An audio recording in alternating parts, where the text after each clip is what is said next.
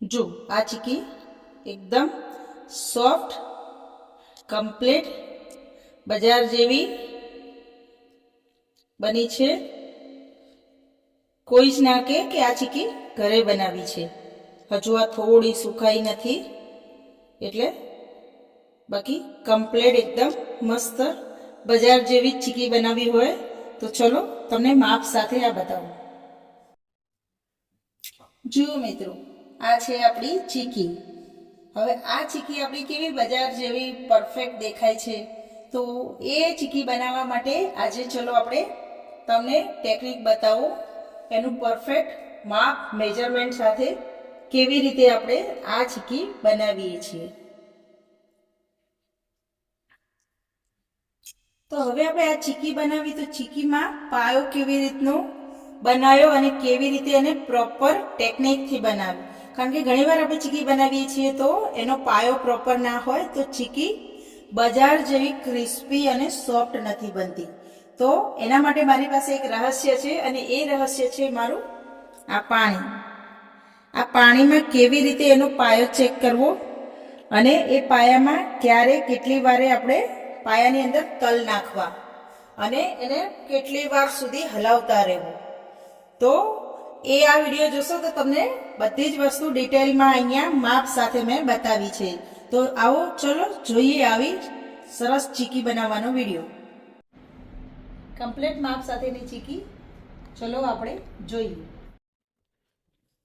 તલની ચીકી બનાવવા માટે આપણને ઘણીવાર થતું હોય છે કે તલ કેટલા લેવા, એ પ્રમાણે માપ કેટલું લેવું અને પ્રોપર ઘણીવાર નથી પણ બનતી. તો એના માટે આજે તમને એક પ્રોપર મેજરમેન્ટ સાથેની ચીકી બતાવું છું.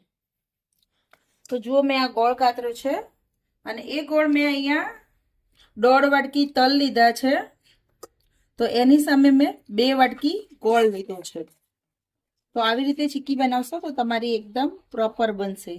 હવે ઘણીવાર આપણને પાયો બનાવીએ ત્યારે એવું થતું હોય છે કે પાયો ડાર્ક થવા દઈએ, ક્યારે તલ નાખવા. તો એના માટે એક સરસ ટેકનિક છે કે આ ગોળને મેં ગરમ કર્યો, એની અંદર 1 ચમચી જેટલું ઘી નાખ્યું છે. 2 વાટકી ગોળ લીધો છે એમાં. અને જ્યાં સુધી આપણો ગોળ કમ્પ્લીટ મેશ થઈ અને એનો પા ન બને ત્યાં સુધી એને આવી રીતે હલાવતા જવાનું. અને આ જો 1 વાટકીમાં મેં પાણી લીધું છે. હવે એમાં હું જોઉં છું કે મારો પા તૈયાર થયો કે નહીં. જ્યાં સુધી આવી રીતે પાણીમાં ડોળાઈ જાય ગોળ ત્યાં સુધી આપણો પા નથી બન્યો.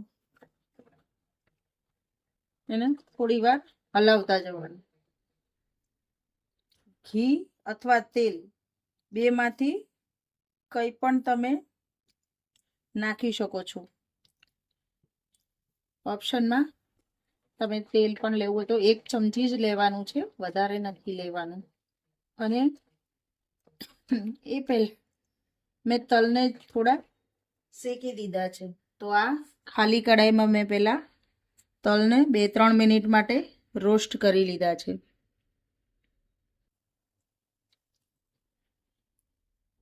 પછી અહીંયા મેં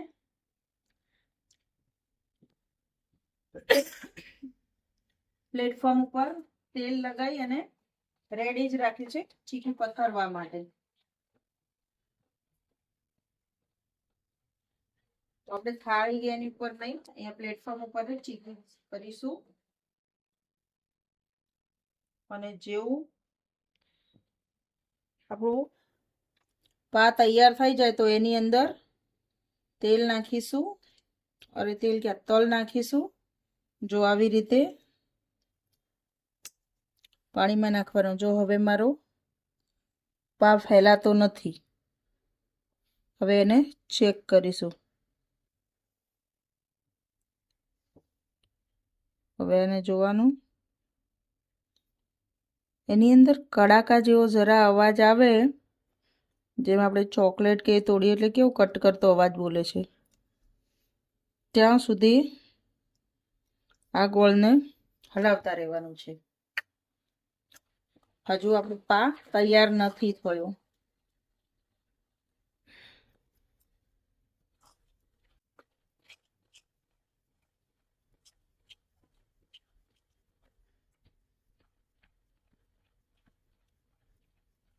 અંદાજે 5 થી 7 મિનિટ ઉપર થઈ ગયું છે. થોડીક વાર માટે મેં એને ગેસને ફૂલ ફ્લેમ રાખી હતી. ફૂલ એટલે એકદમ ફૂલ બી નહીં, મીડિયમ ફૂલ. અને હવે મેં એકદમ નોર્મલ સ્લોમાં કરું છું.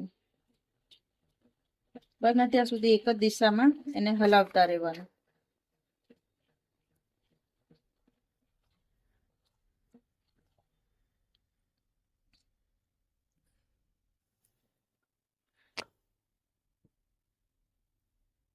આવી રીતે થોડી થોડી વારે વાટકીમાં જરા આપણો પાયો લઈને જોવાનો.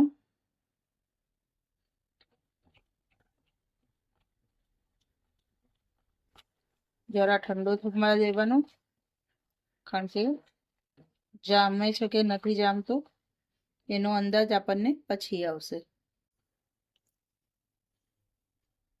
ગોળને ઝીણો ઝીણો કટ કરવાનો, અથવા થોડા મોટા ટુકડા હોય તો પણ ગરમ થાય એટલે તો એ આમે પીંગળી જ જતો હોય છે.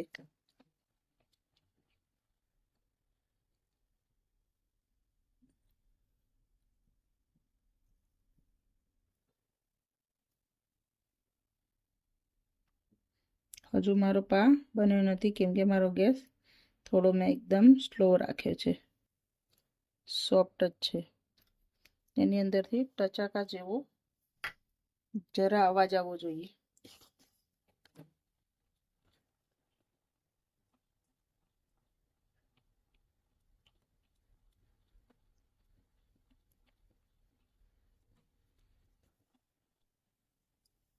બીજી 1-2 મિનિટ મેં રાખ્યું છે.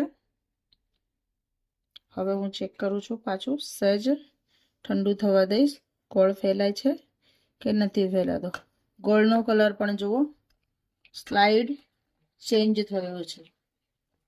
આપણે કદાચ ગામડાઓમાં દેશી રીતે બનાવતા તો કલરને એકદમ ડાર્ક થવા દેતા, બ્રાઉન કલર, અને પછી તલ નાખતા અને મિક્સ કરી અને વણી લેતા. પણ એ ચીકીમાં શું પ્રોબ્લેમ થાય છે કે જ્યારે આપણે ડબ્બામાં કે કોઈ વાસણમાં ભરીએ ને ત્યારે એકબીજા ઉપર ચોંટી જતી હોય છે અને પછી એ ઉખાડવામાં તકલીફ પડે. એકદમ સોફ્ટ પણ નથી થતી. બસ તૈયારી છે, હજુ પ્રોપર નથી બન્યું.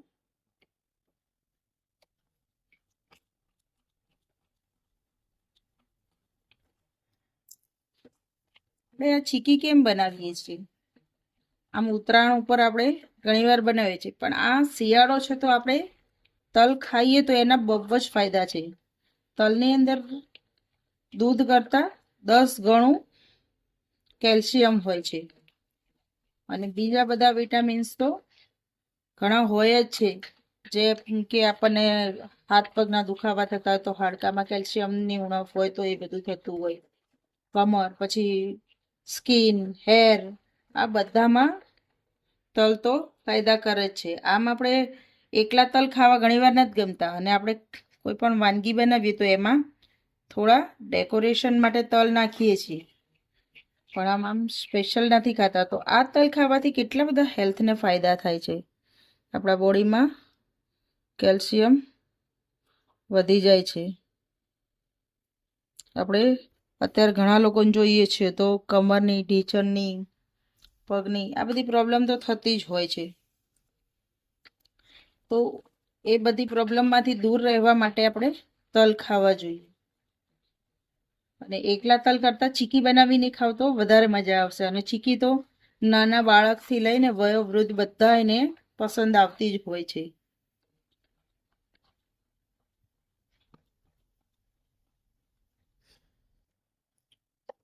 જરા ગેસનો ફૂલ કર્યો છે.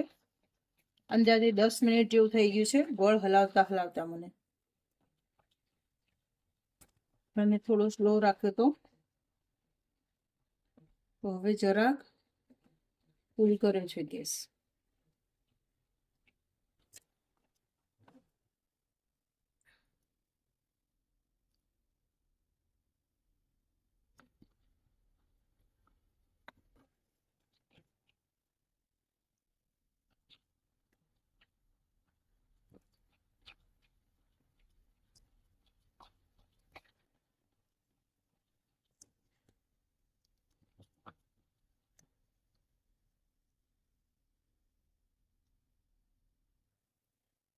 હવે આપણે થઈ ગયો છે પા.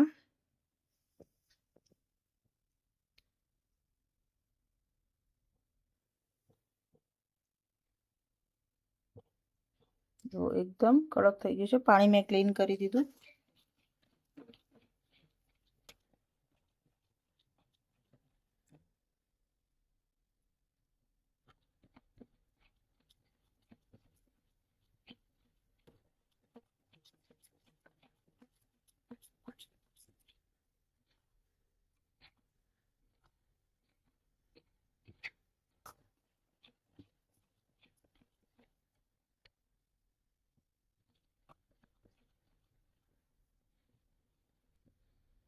હવે કમ્પ્લીટ થઈ ગયો છે મારો પાયો. જેવું નાખું છું એવું તરત જામી જાય છે. અને જુઓ હવે કડાકો કમ્પ્લીટ બોલે છે. હવે આની અંદર આપણે ધીરે ધીરે કરીને તલ નાખીશું. કદાચ તલ થોડા વધારે પડે આપણે રાખી મૂકીશું. 1 વાટકી તલ હોય તો એની સામે 1 વાટકીની ઉપર થોડો ગોળ લેવાનો. હવે મેં ગેસને બંધ કરી દીધો છે કારણ કે તલને આપણે જરા શેકી લીધા હતા. કમ્પ્લીટ માપ આવી ગયું છે.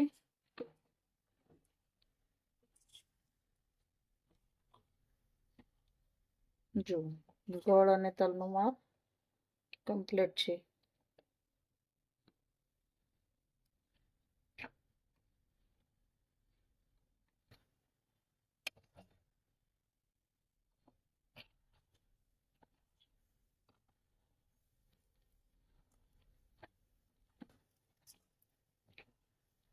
એક થી 2 મિનિટ એને બરાબર તલને પા સાથે મિક્સ કરીશું. અને પછી એને આપણે જ્યાં થોડું તેલ લગાવ્યું છે એ જગ્યા ઉપર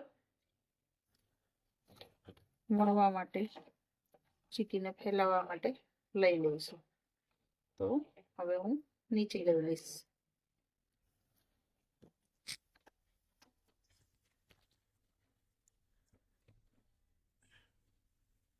મને પકડાવું ને થોડું.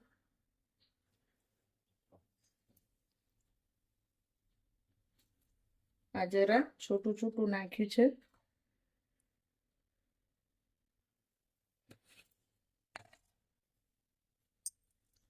થોડું ઘણું હલકા હાથથી આવી રીતે વણીએ છીએ આપણે. થોડી ગરમ છે તો થોડું પ્રેશર ઓછું આપીશું. જેમ જેમ કડક થશે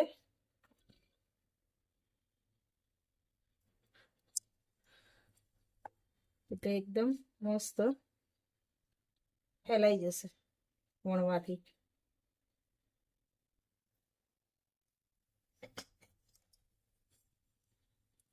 હવે કડક થવા આવી છે. જુઓ હવે મેં એકવાર પલટાવી દીધી છે. ઊંધી કરી અને થોડું સ્પીડથી. હવે થોડી ચીકી ઠરી છે તો એને ફટાફટ વણીશું.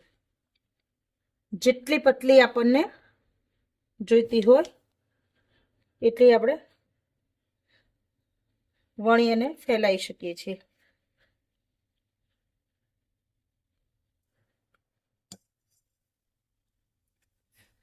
થોડી સ્પીડથી આ પ્રોસેસને કરવી પડે છે.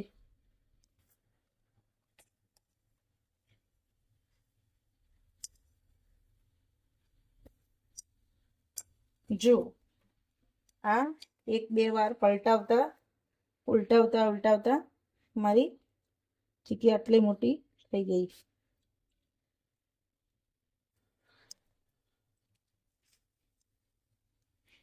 જ્યાં સુધી થોડી ગરમ હશે ત્યાં સુધી પતલી થશે, પછી નહીં થાય.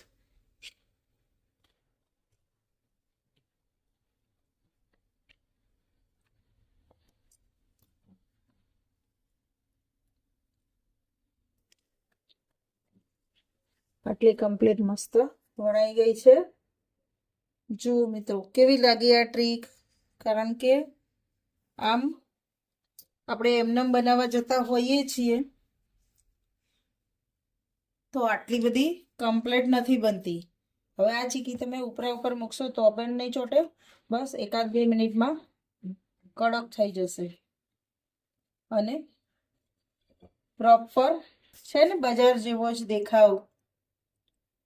ના જરાય વધારે ગોળ કે તલ, બંને કમ્પ્લીટ આવી રીતે માપથી બનાવશો તો તમારી ચીકી પણ મારા જેવી જ સરસ બનશે અને ક્રિસ્પી એકદમ બનશે. હજુ થોડી હવાટ છે, સુકાશે એટલે એકદમ મસ્ત કડક અને ક્રન્ચી બનશે.